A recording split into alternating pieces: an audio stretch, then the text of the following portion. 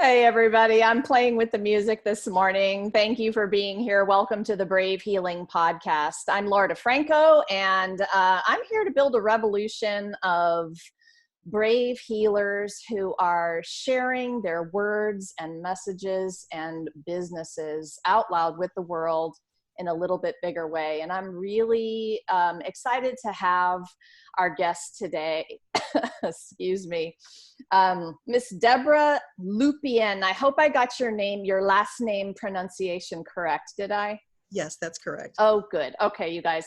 Wait till you hear about Debbra. Debbra Lupien is an international #1 best-selling author and voice of the Akashic Records. She specializes in helping professional women rediscover their zone of genius so that they can turn shortcomings into superpowers, shift their lives out of low gear into overdrive, and create their own happily ever after, with or without the prince. I love that.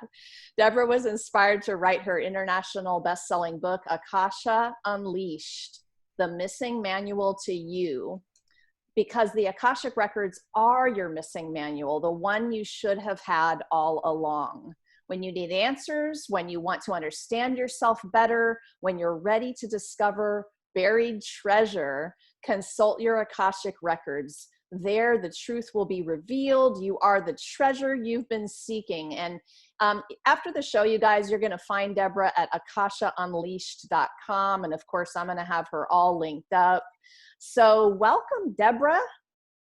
Thanks for having me, Laura. I'm excited to chat with you today. I am too. So just so you guys know, Debbra was brave today because I told her I'm going to do 2 brand new things. I'm going to record us on video so that you people in YouTube land can watch. And I'm also going to try some music in the beginning.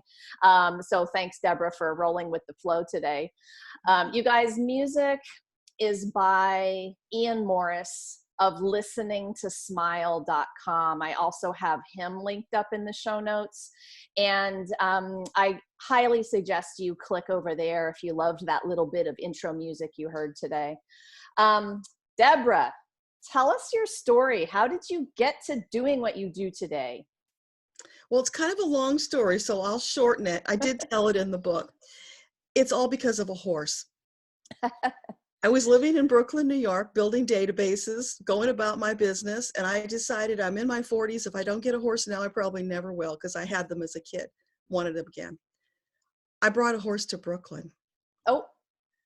No turnout, just a stable, and she was injured while she was in transit to me, which I didn't discover until later.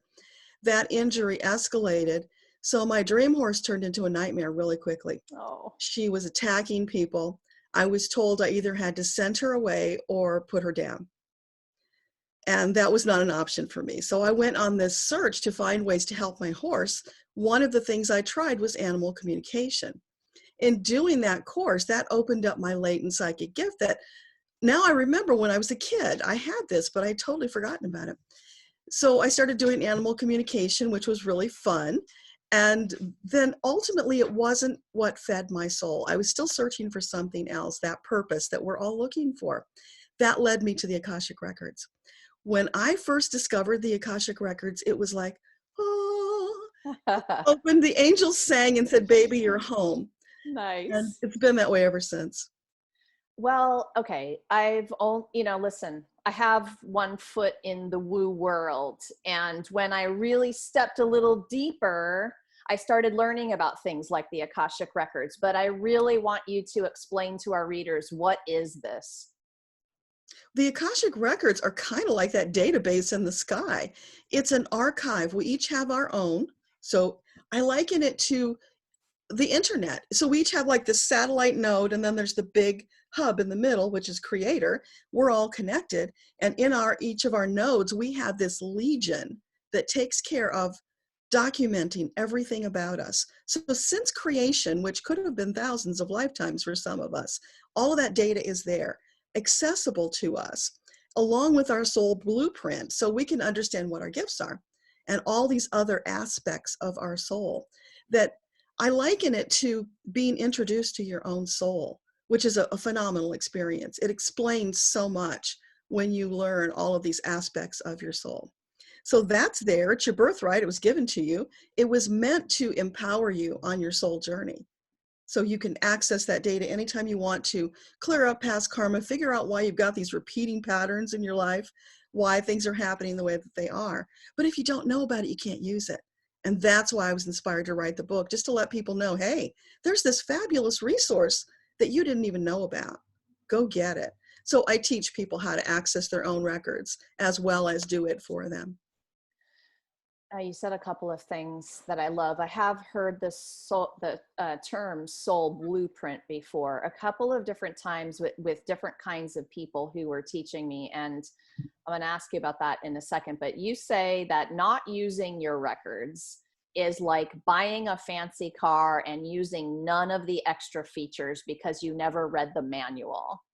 And I love that way of explaining. I so get that, like with my last, I got to buy my dream car just a few years ago. And seriously, I kept saying to myself, you got to go get that because the manual is thick, man. There's a lot of stuff in there. So I resist it. Like I'm not right. But I want to know more about the gifts. What are the gifts in that manual if I should take it up? Well, there are 8 different gifts that we each have. We have all 8 of them, but we have them in various quantities. So we have a primary gift. Some people have both a primary and secondary, which is not better, it's harder. But whatever that gift is, that is what guides you in your life. Like I learned that I'm the independent entrepreneur, and it was like, oh my gosh, now I know why I can't work for anybody else. It makes me nuts. I have to do it my own way. I've got to be in charge. And this ability to just know things that I've had all my life. And it's like, I don't know how I know, but I know. And it drives people crazy because then they think you're a know-it-all. So you try to be, a little quiet about it. And I would get these pictures. I'd be talking to somebody and like this picture would pop in my head. I thought everybody had it. I didn't know it was my gift and it was special. And that's why it's so important, because all these aspects of yourself are there to be mined and then put to use to serve you better. Because what happens is that very often the things we consider our shortcomings actually are the superpowers when we put them in the right perspective. So like not being able to work for somebody, I used to think there's something wrong with me. Why can't I work for other people? And it turns out it's part of my gift. And so when you flip it like that and you understand, wow, it's my power, and then you put it to use however you choose, that's when life gets really delicious and exciting. I would love to talk about that for another minute. We were just having a conversation yesterday about this exact topic, and that came out of somebody's mouth, and they basically said, oh my goodness, I know about myself now that I am unemployable at this point. I will never go back to it. I sort of know that I'm, and our audience today has a lot of entrepreneur listeners, healer entrepreneurs, healthcare practitioners they sort of know this about themselves too, but that's a little scary sometimes to understand that there's no going back at that point. When you know that about yourself, talk to me a little bit more about that. Well, it's always your choice. And I have met independent entrepreneurs who do work for somebody else. They've found a way to make it work for them. So it's not that you can't. But for me, no, it just wasn't happening. So it was better to carve my own path and be in control of my own destiny. So I can see now when I look back, you can see where the guides were there with the breadcrumbs leading you. Like I was building databases, for crying out loud, for 17 years. What am I doing now? I'm mining the databases of the Akashic Records. So it's all in this beautiful synchronicity. It comes together. How do I flip the mindset and turn maybe that fear that I'm unemployable into the gift? What's the 180 that you would like people to see? The thing is, the most important question in life is what feeds my soul. That's what we're here. That's what we're looking for. Creator says, come here, expand your consciousness, and have a really good time.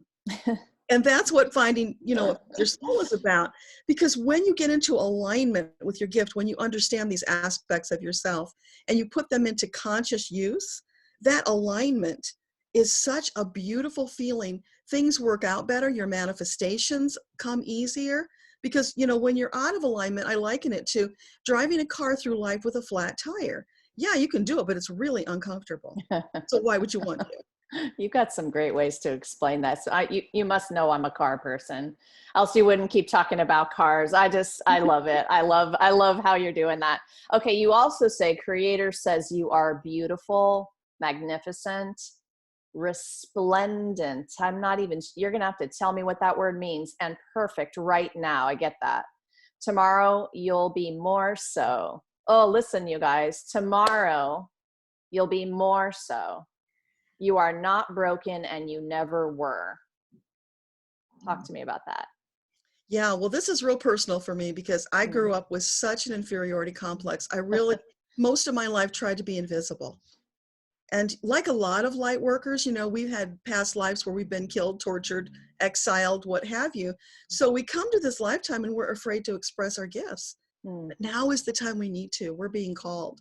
So it's like, time to step up, baby. You know, put the big girl pants on and let's do it, because that's what your soul is craving anyway. So get on board. Let the ego get put aside for the moment. Let's get on board with what soul wants to do. That's what we're all striving for. Does that make sense? It does. Let's drive right into a little bit more with, you know, how does one discover their purpose? You talked about alignment just now. This is the path. Let's take the listeners in that direction of the how to. Sure. Well, the fast way to find out is to read your Akashic Records, because we can go in and find out exactly what it is. I can tell you all the characteristics, or, you know, somebody else can. And what's so magical about that? When I sit with somebody like you and I are sitting and I tell them about their gift, their eyes get all big and they get excited, because it's like, that's me? I had no idea. And it really is that magnificent. So that's one way. The other way is some people find it by accident, just by trial and error. So what I recommend is, if you don't know what feeds your soul, think about when you were a child. What was that thing that you just loved doing? What excited you? What now excites you? What is something you would do for free because you love it so much?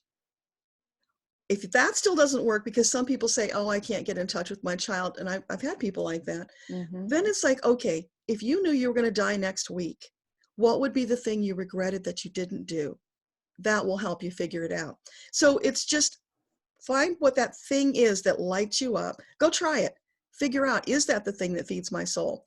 And the cool thing about it is that today it feeds your soul, but you're an expansive being. You're always learning, growing, adapting. So it might evolve over time. It probably will, and that's okay. So also, don't get yourself stuck in that little box. This is who I am. No, you're always expanding, and it will change. And that's perfect too.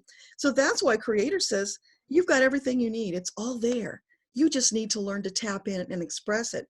So in our human development, we kind of got off track at some point, thinking our way through life, our ego's taking over. We lost that connection to soul.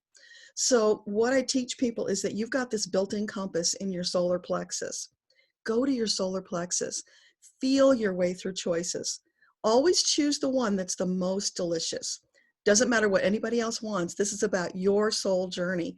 Because when you put yourself first and you choose that thing that lights you up, that feeds your soul, you will be so overflowing with love and magnanimity that you will be sharing that with the world. You can't help it. It's just going to pour out of you. So by taking care of you first, you're actually blessing all these others. It's not selfish. I love hearing you talk about it that way. Something you said about the solar plexus had me thinking a little bit, because I help people understand a sensation in those body parts. And so that's part of what I do with the body awareness kind of meditations before we write. I want people to be so in touch with how they're feeling in their body that they understand what's, and these are your words, delicious to the solar plexus. So in terms of sensation, I'm assuming, but give me some more ideas, that the actual place, and so we are on video today, aren't we? So that place right in between your boobs and kind of underneath your breastbone is light, expansive. It feels strong. Your posture changes when that location is feeling good. This is my explanation. Do you have some more to help the listeners with how it actually feels when it's like that? Well, your solar plexus is kind of like the engine, right? If you get that revved up by when you're feeling good, and then you're more empowered to get out there and express yourself. So when you listen and you tune in and you choose those things that just feel so wonderful, it's like you're living in a fairy tale kind of life. Is more magical. And because when you're tuned in, now you're going to be getting more messages from your guides because you're feeling, right? No matter how you get it, whether you feel it, you taste it, you touch it, whatever your clair happens to be, they're going to get through to you in some way, but you've got to be tuned in. You've got to be more mindful. Stop thinking about tomorrow. Let's be present now and allow our guides to connect with us and help us, because they're all around us trying to help, jumping up and down, trying to get our attention. We have to tune in and listen. One of the issues that I've had in the past is really close relationships. And so I work on doing all of the things you've said and really become more of a badass at aligning and understanding what you're talking about today. It's so powerful, you guys, to do that. And in the past, just for some of you who this might help, you might have people around you who, if you begin to express some of these things, I'll just give the best example. Somebody said to me, "You're in fantasy land." And I was like, "Yeah, I kind of am. You just called it, I think you used fairy tale."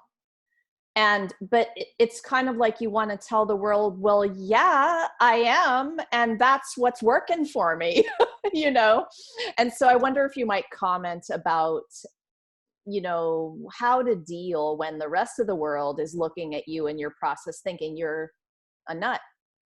You're thinking you're in fantasy land, and that's not a good thing. For us, it's a good thing. Well, the thing is, if you're doing it and you're feeling that wonderful, you don't care. Because you would not give that wonderful feeling up for anything. Yes. And the other thing is, when you get there, your energy will shift. So people around you are either going to have to shift to go with you, or they're going to leave. They'll be too uncomfortable to stay. Yes, I do get that, and have experienced both. Both kinds of people, right? I want to encourage people who are experiencing this journey like this to not be afraid of that some people will fall away, others will be drawn, and that's exactly what's supposed to happen, I think, when you're fully aligned like that. I love the word delicious. I'm going back to that word for a minute. Tell us a little bit more about the book, assuming that they can grab it on Amazon. Yes, it's on Amazon, and this is it. Yay, Akasha Unleashed. You see my background is making it look funky, but yeah. So it's beautiful. This is manual to you. Yeah, so it's on Amazon. Something I forgot to say earlier when we were talking about the whole self-esteem, essentially, is what we were talking about. I was just getting to that one too. I wanted to know about that. Yeah. So I was that wounded child. When I was 8 years old, somebody pointed at me in the cafeteria and said, "That's the girl whose mommy got in trouble." Oh gosh. At that moment, I wanted to fall through the floor. I felt so dirty, and this thing that I had thought was so wonderful, that my dad had adopted me and it was all special, suddenly it became this horrible, dirty thing, and I wanted to hide. So I carried that for many, many years. But it wasn't until I got to the Akashic Records that I learned what that was all about. In my most recent past life, I had been married to an abusive man who ended up running me down with the car and killing me after he'd abused me for years. So I brought all that victim energy into this lifetime. And that's what karma's all about. You got to resolve that victim energy, because it makes you a magnet for more victim energy. So I went through physical and sexual abuse. I had lots of really bad relationships, toxicity everywhere. I had to find my way out of that hole to a place where I was stronger. And guess what? When that happened, people looked at me and like, "You've changed." And it was not a compliment. It was like, yippee. No more getting walked all over, right? Yeah. So that's part of what the Akashic Records brings to you, how magnificent, brilliant, resplendent, beautiful you are. Because Creator says, "You, my beautiful child, are perfect. I love you just the way you are." And every day you're on this journey of expansion, you're getting more perfect. So I got to this place where it was like, wow, if God says I'm perfect, am I going to argue with God? Time to get over it, right? And Yeah. then all these messages came through for other people, telling them how amazing they were because our guides think we hung the moon. They love us so much. It's just bursting. It's such an amazing feeling to be in their presence and to feel that loved. You have to come around to understanding how amazing you are. You know, when I saw The Secret and Bob Proctor, he says, "Oh, I just love myself." And he kissed his hand. That was so incongruent to me. I didn't understand how anybody could love themselves and how sad that is. Yeah. But now I get it. And that's the massive gift, one of the massive gifts of the Akashic Records.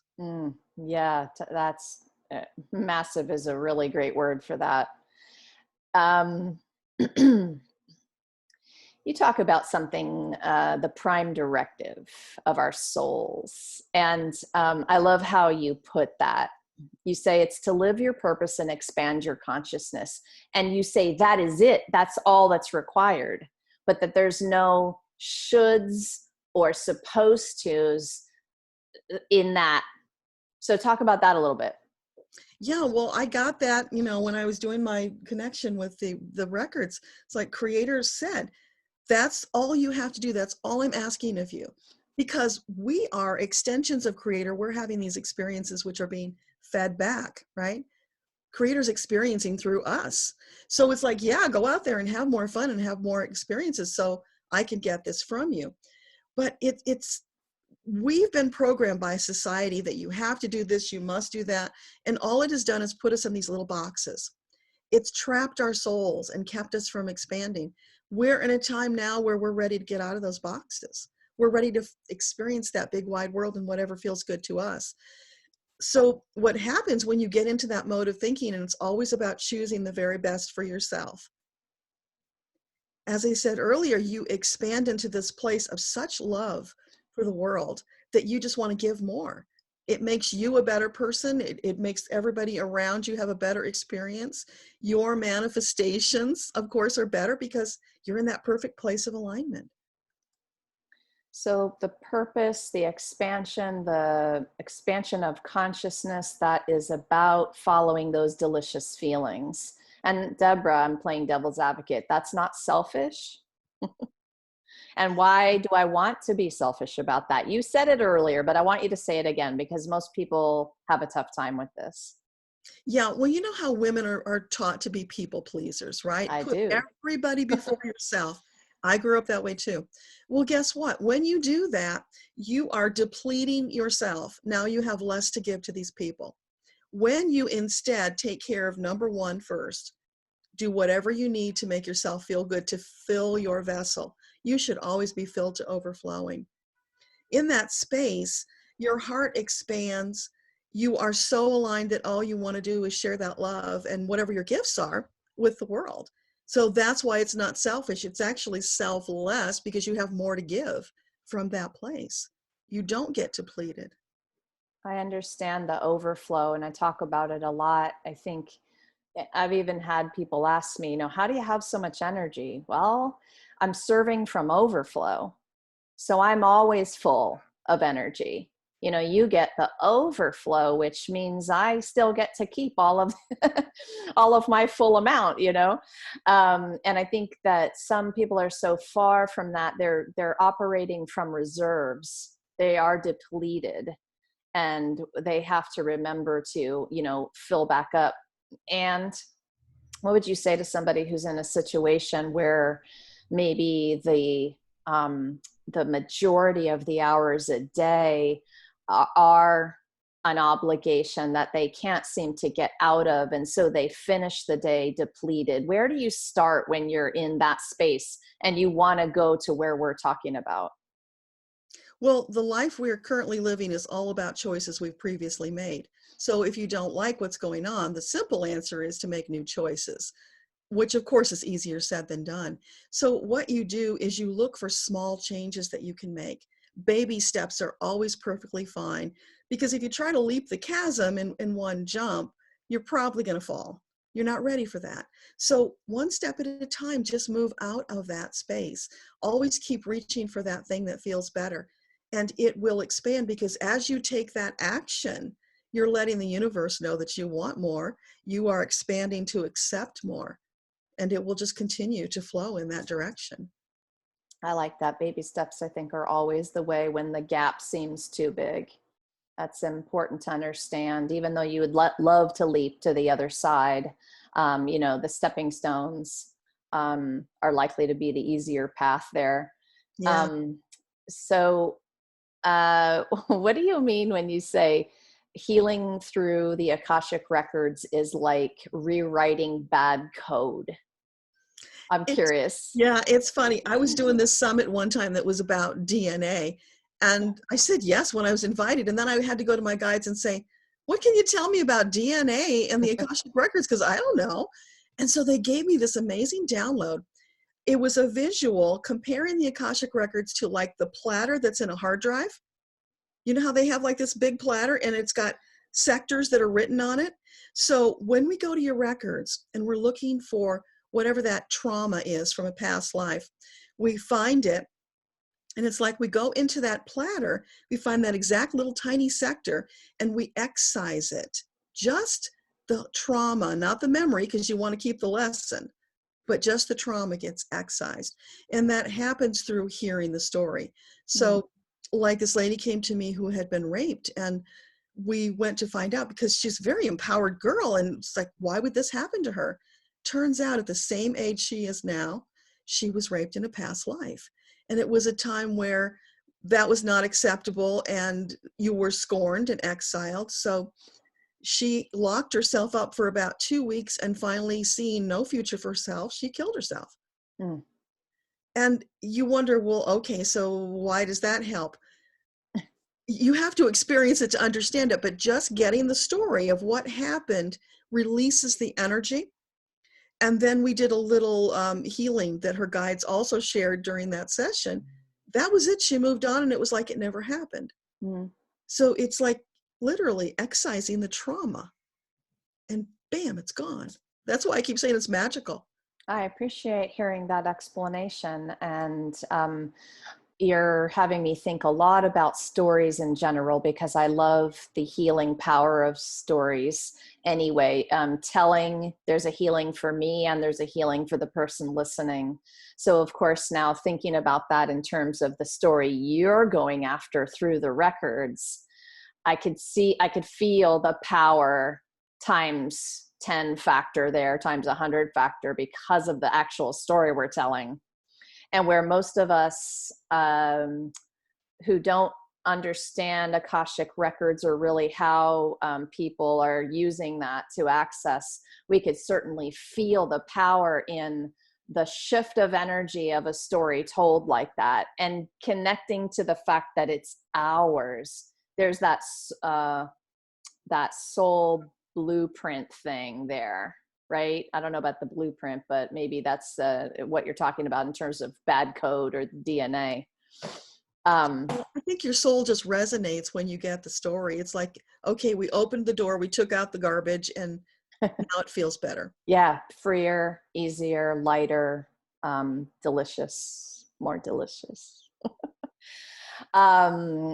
Okay, so I want you to talk to us. Let me just see here. You have this thing here about soul gender, and I'm trying to figure out how to ask this question. But so maybe I should just say, tell us what that is and what you're talking about. Well, soul gender is one of the aspects we get when we're first created. It's, if you'd like, a pie chart. So your gift is like almost 2/3 of that pie. Then there's another slice of it that is your soul specialty. Then there's another slice that is your soul tribe, which is the planet you originated on. So you share characteristics, and that's why you care. And then there's a piece of it that's your gender. So that's all assigned when your soul is first created. It never changes. That's always with you. And you're just about getting more expert and stepping more fully into that every lifetime. What happens when we incarnate, though, is we choose the gender our body is going to be. And we have all had lifetimes as male, female, androgynous. Those are the options. So what I'm finding now, and the reason it's so important to talk about, is that I've met a number of people who've come forward who have been the opposite gender. Their physical body is the opposite from their soul. And for some of them, that has caused some confusion. There have been some, gender dysmorphia issues going on. I've even met some who were in the process of sex changing, and to learn that their soul was the opposite gender was so comforting and brought them so much peace, because it's like, I'm not crazy. There's a reason I feel this way. So probably for those souls, they will never switch genders again. They've done it. They've had the experiences. It's not working for them anymore. Now others, like I'll get a woman, she'll come in and she'll have a male soul, and I'll tell her that, and she'll be like, yeah, I always felt I had a lot of testosterone. And so it just makes sense. It's just another piece of the puzzle of who you are. So tie in, I've heard so much from so many different kinds of, guides and coaches about balancing male and female energy. So how does that discussion tie into the one we're having here? Does Well, it? yeah, it does, because we are choosing to come in and experience the opposite gender so that we can learn, right? We want to get to know more so that we're a more well-rounded being. We understand the other point of view. It's just, again, it's about expanding and learning, having a greater understanding of others so we can be more accepting and compassionate. It's like going to school. So really just the awareness of what that is and how you're living it out right now. Is that enough? That's for each of us to say. When it's enough, it will be enough. When it's enough, does it feel delicious? Or not necessarily? I think it's just going to feel balanced. It won't be an issue because Okay, you'll there we go. deal with that. There are so many other things to deal with. It won't be an issue. That makes sense to me. Yeah. Okay. Okay. So I'm going to get to a couple more questions here. I want you guys to remember that if you're enjoying what you're hearing, please go on over to the show notes after the show. You're going to find Deborah at akashaunleashed.com, and you're going to find her book on Amazon. And if you're intrigued and you want to go to the next step, please go buy her book. I'm going to talk to her in a bit about being a #1 Amazon bestseller, because of course I'm an author, writing books myself, and she is a wealth of knowledge in that area. But oh, and you know what? I don't want to forget to share with the listeners, you actually have a beautiful gift for our listeners today. I could read it, but I want you to tell us about it instead. Okay. Yeah, it's a very special meditation. And I chose that because so many people come to me and they say, I can't meditate. I can't hear my guides. How do I do that? Nice. Part of it's practice. But I ask for something special for people like that. And I got this download of this beautiful Connecting with Your Guides meditation. In this meditation, it's a guided visualization. So there you are, you're all relaxed, you're ready to go. This hand reaches down through the clouds and you grab their hand and they pull you up to be with them, to have a conversation. And in that space, you can touch them, you can embrace them if you want to. You're just there reveling in the experience. You can ask them anything you like. Now, know, of course, that if you haven't done this before, the first time you might not get a whole lot. So you just keep repeating it. It takes practice. The first time I tried this, I saw a big purple blob and that was it. Right? I love purple. So I was going to say, good deal on the purple. Yeah, that was pretty cool. But I kept practicing. And then one day it was like, I go in and there's a movie screen. I'm getting all the senses, whole stories, all this amazing stuff comes through. And everybody has the ability to do that. They're holding out their hands to you saying, come on, baby, let's communicate here. So we need to make the space for it.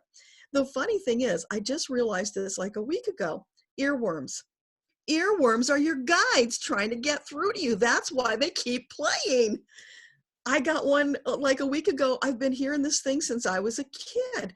And it's that song that Ed Ames made famous, My Cup Runneth Over. It's such a beautiful song. And it was playing in my head and all of a sudden it washed over me. Oh my gosh, that is a lullaby from God. If you go listen to those lyrics, it's all about how there's this deep love and appreciation. And it just hit me. And it's like, and then I made the connection about, wow, earworms are guides trying to talk to us. So pay attention, because guess what? when you pay attention and you get the message, then they'll move on to something else. Oh my gosh, I could talk to you about this particular topic all day long. So how do I know it's in one of those kinds of earworms versus inner critic BS? Oh, well, the inner critic BS is usually scornful, sarcastic, putting you down, holding you back. Okay. Your guides will never do that. All They're right. always going to be uplifting and encouraging you to do more. They never tell you what to do. That's really important. So if it's telling you what to do, it's ego. Mm. Your guides honor your free choice. That they can never step across that line. And they won't, because they want you to have your own experience. So when it's uplifting and encouraging, just err on the side, if you have to, that it's your guides. Go with it, try it, see if it works out. You know, they're doing that all the time. You'll be driving down the road and you'll get this idea will just pop in out of nowhere. You know it's your guides because you weren't thinking about it. It literally came out of nowhere. Yes. It's like, you've got mail. Bam. There it is. Perfect.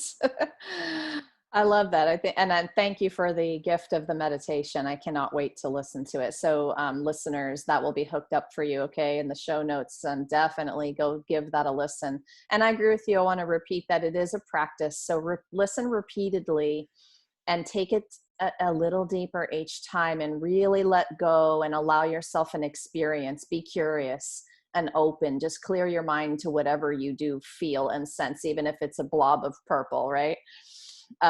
Okay, so I got to get to this. I think we'll get to one more question here, and I love this question. Can the Akashic Records predict the future?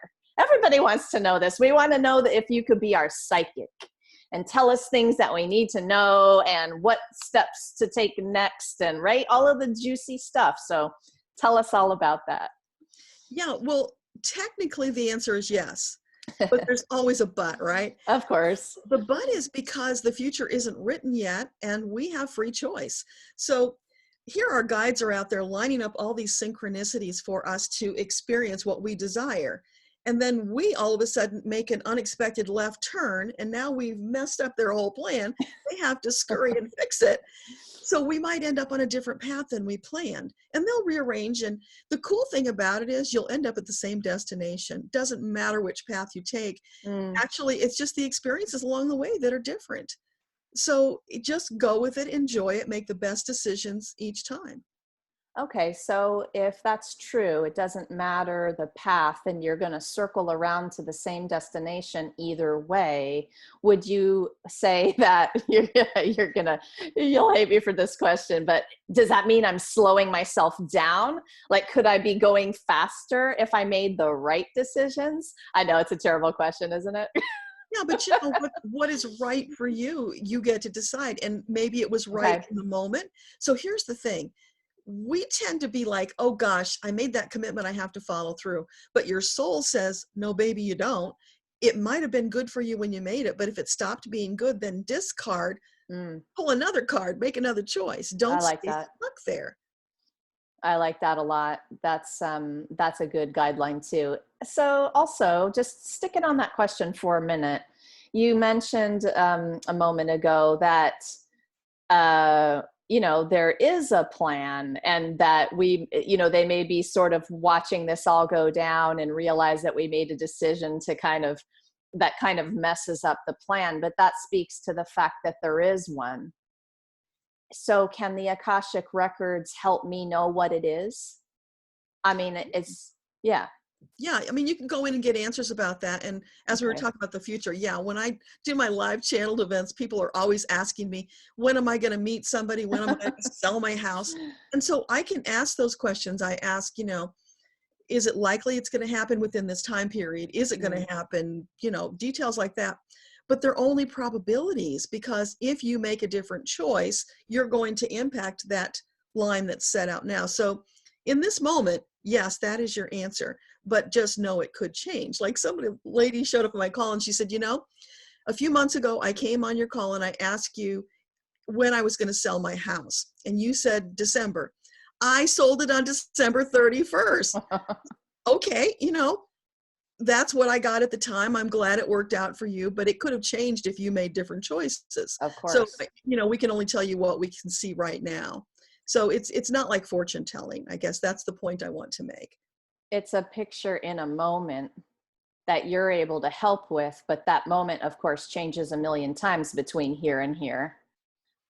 So yes, I get that's important to understand. I think with anybody that helps you in this field that you play in, is to know that that's a moment in time that they're working with. And of course, so many things can change, right? It's up to you to make those choices. I think if we guide listeners back to the discussion we were having earlier, go back and think about what aligns and feels delicious to your soul, right? Go back and make baby steps towards doing things like that every single day. That would be a big step in the right direction, if there is a right direction, like you say.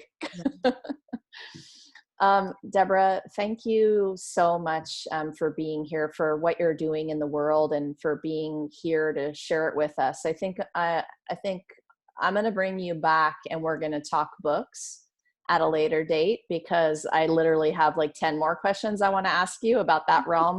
So just know, you guys, and authors, you know, Deborah has done some amazing things with her own books.